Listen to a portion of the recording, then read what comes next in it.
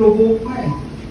So hindi niya alam na lahat ng pulis ngayon na nagkiklaim ng laban, hindi niya na magamit yung depensa niya. Pangalawa, in-expose niya na hindi totoo yung nanlaban narrative.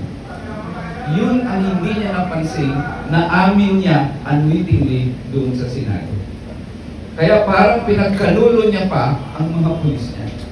Yung claim niya na I will take full responsibility of everything that happened, alam niya drama yun. Alam niya pampapogi yun. Kasi sa ilalim ng batas sa Pilipinas, unlawful orders is not a defense. Hindi mo pwedeng sabihin, tusan ako eh. Kasi sabi ng batas, if the order is manifestly unlawful or unlawful, hindi mo pwedeng gamitin depensa.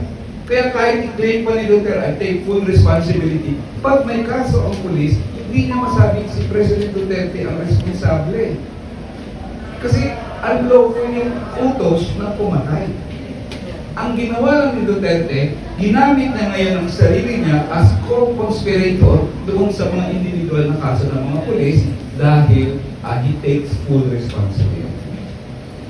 Kaya yung mga admission niya ngayon na kill, inutusan for death squad ko, ito ka membro niyan, ikaw, please, pag hindi mo pinatay at papatayin kita, lahat ito ay magagamit sa kanya. At tama, under oath yun. Hindi na pwedeng sabihin hyperbole o joke. Mabuti sana kung nagsabi siya na udyukan mo, tapos wala namang namatay. Pero hindi eh. Pagkasabi niya udyukan mo, para kunyari ng laban, libo-libo ang namatay.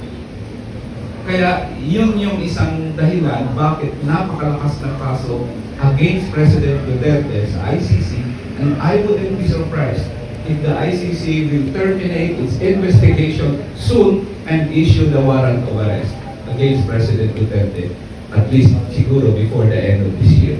President Duterte will be the first Asian to be tried in the ICC. Second,